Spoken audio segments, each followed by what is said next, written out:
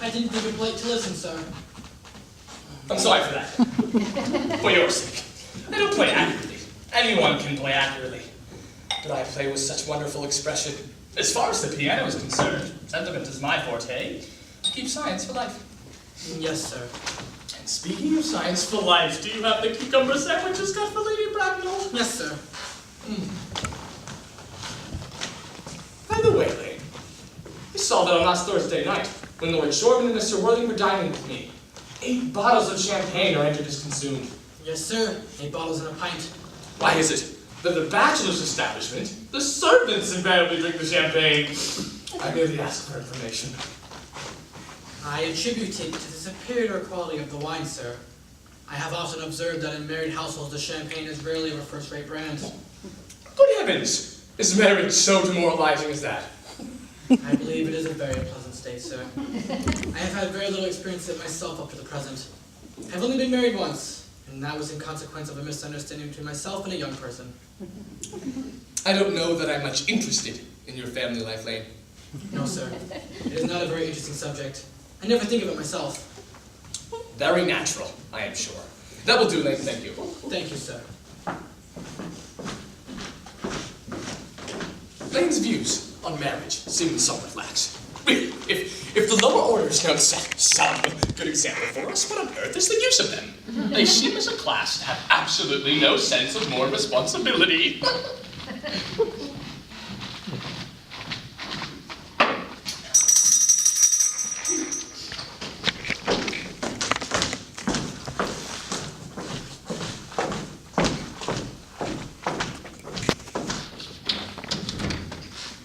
Mr. Earnest Worthing.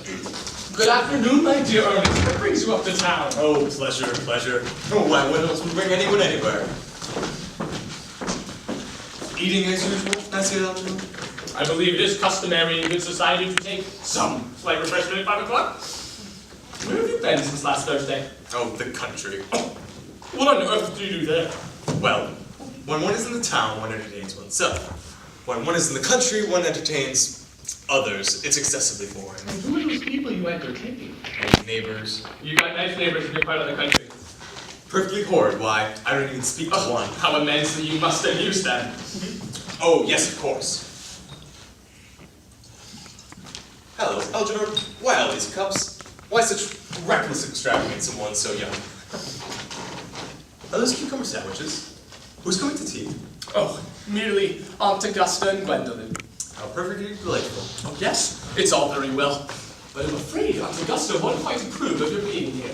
Why do you say that? My dear fellow, the way you flirt with Gwendolyn is perfectly disgraceful. It's almost as bad as the way Gwendolyn flirts with you. Well, I'm in love with Gwendolyn. Why, I've come to town expressly to propose to her. I thought you had come up for pleasure. I call that business. How utterly unromantic of you. I really don't see anything romantic in proposing. It is very romantic to be in love, but there's nothing romantic about a definite proposal. Why? One may be accepted. One usually is, I believe. The very essence of romance is uncertainty. If I ever get married, I'll certainly try to forget the fact. I have no doubt in that, Algernon. Why, the divorce courts were made for people whose memories are so curiously constituted. Oh, there is no speculating on that subject. The divorce was made in heaven. Oh, please do not touch the cucumber sandwiches. I ordered them specially. Well, you've been eating them all this time. Yeah, but that is a very different matter. She is my aunt. Here, have some bread and butter. The bread and butter is for Gwendolyn, and Gwendolyn is devoted to bread and butter. A very good bread and butter it is, too. Oh, but don't eat like you're going to eat it all! Eating like you're married already. You are not married already, and I don't think you'll ever be. Why do you keep saying that? In the first place, women don't marry the men they flirt with. They think enough right. That's nonsense, Algernon. It isn't. It is a great truth. It accounts for the extraordinary number of bachelors found throughout the city. In the second place, I don't give my consent. Your consent. Well, yes. Gwendolyn is my first cousin, and before I allow you to marry her, you will have to clear up the whole question of Cecily. Cecily? What do you mean by Cecily? What do you mean, Algernon, by Cecily? I don't know anyone by the name of Cecily. Bring me the cigarette case Mr. Worthing left the last time he dined here. Yes, sir. You mean to tell me you've had it all this time? I wish to goodness you would let me know. I've been sending Franklin to Scotland Yard about it. I was almost offering a very large reward. Well, I wish you would. I happen to be more than usually hard up. There's no good in that until the thing is found. That's rather mean of you, Ernest, I must say. But it makes no matter. For now that I look at the inscription inside, it doesn't seem to be yours after all. It's nonsense. You've seen it with me 100 times. But you have no right whatsoever to read what's written inside. It's very vulgar to read one's private cigarette case. So it is absurd to have some hard and fast rule about what one should read and what one shouldn't. I mean, half of modern literature is made up of what one shouldn't read. I'm quite well aware of the fact, Algernon, but I don't want to discuss modern culture with you. It's not the sort of thing one discusses in private. Just give me my cigarette But case. this isn't your cigarette case. This cigarette case is a present from someone who named Cecily, and you said you didn't know anyone of that name. Well, if you must know, Cecily is my aunt. Your aunt. Yes. Charming old lady she is. Lives far away. Just give it back to me. But why does your aunt call herself Little? From little Cecily with her fondest love. My dear boy, what on earth is there in that? Why, some aunts are small and some aunts are not small. I'm sure that's something they can decide for themselves, is it not? Why, you seem to think that all aunts should be like your aunt. That's ridiculous. But why does your aunt call you her uncle? From little Cecily with her fondest love to her dear Uncle Jack. There is no objection, I admit, to an aunt being a small aunt, but why an aunt?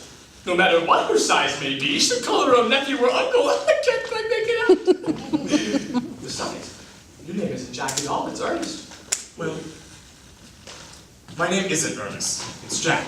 It is absurd you telling me your name isn't Ernest. Algernon, You answer the name of Ernest. You look as if your name was Ernest. I've introduced you to people who was Ernest. Algernon. You are the most earnest-looking person I have ever seen in my life. It is absurd. It's even on your cards. Mr. Ernest Worthing, B4 the oven, and W. I'm aware. I'll keep them as proof. If you try to deny it to me, to Gwendolyn, to anyone else. Algernon, my name is Ernest. When I'm in the town, and it's Jack when I'm in the country. That cigarette case was given to me in the country. That does not account for the fact that your small Aunt Cecily, who lives far away, should call you her dear uncle. Come on, old boy. You might as well give it up now. Algernon, you talk as though you're a dentist. It's very vulgar to talk as though you're a dentist if you're not one. Gives false impression. Oh, but isn't that what dentists always do? Now, did I mention that I've always suspected you of being a confirmed and secret vibrist? I'm quite sure of it now. What does that mean? Oh, I'll reveal to you the explanation of that incomparable expression as soon as you were kind enough to reveal to me why you were Ernest in town and Jack in the country. Well, produce my cigarette case. Here it is.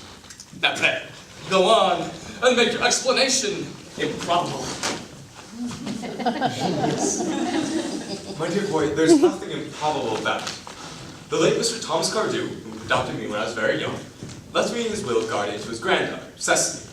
Cecily, who calls me uncle for motives of respect that you cannot possibly comprehend, lives with me in the country under the esteemed governess Miss Prism. Where is that place in the country, by the way? My dear boy, that's nothing to you. You will not be invited. I suspected that. Now, go on. Why you were Ernest in town and Jack in the country? I hardly think you're serious enough to understand, Algernon, but when one is placed in the position of guardian, one must uphold a high moral tone on all things. This, as I'm sure you can assume, conduces neither to one's health nor one's happiness. So, to get into the town as often as I like, I've always pretended to have a younger brother, Earnest, who lives in the town and gets into the most dreadful scrapes. That's the whole truth, pure and simple. Oh, the truth is rarely pure and never simple. Modern life would be a tedious event if it ever was, and modern literature a complete and utter impossibility. But would that be such a bad thing? Literary criticism is not your forte, my dear friend. Don't do it. Leave it to people who haven't been to a university. They do it so well in the daily papers. You are a Bunburyist. I was quite right in saying you were a Bunburyist. And actually, you were one of the most advanced Bunburyists I know. What do you mean, Algernon? You have invented a younger brother named Earnest, so that you can be able to go to the city as often as you choose. Yes, that is true. I have created an invaluable permanent invalid, do you like that, named Bunbury. Bunbury is perfectly invaluable. If it wasn't for Bunbury's bad health, for instance, I wouldn't be able to dine with you at Willis's tonight, for I've actually been engaged to Aunt Augusta for over a week. But Algernon, I haven't asked you to dine anywhere tonight. Oh, I know. You're absurdly bad about sending invitations. Nothing annoys me more than not receiving an invitation. I think you'd better dine with your aunts tonight. I haven't the slightest intention of doing anything of the kind. In the first place, on Monday, I dine with her. And once a week is plenty enough to dine with one's own relation. In the second place, whenever I do go down there, I'm sent down as a member of the family, accompanied by 2 women, or none at all. What's the harm of In that? the third place, I know perfectly well who she will sit me next to. She will sit me next to Mary Farquhar, who always flirts with her husband across the dinner table. That's not very pleasant. Indeed, it's not even decent. Algernon, And that sort of thing is enormously on the increase. The amount of women who flirt with their own husbands in public is perfectly disgraceful. They look so bad. It's like washing one's clean linen in public. Besides, now that I know you're a Bunburyist, I naturally want to talk to you about Bunburying. I'm going to tell you the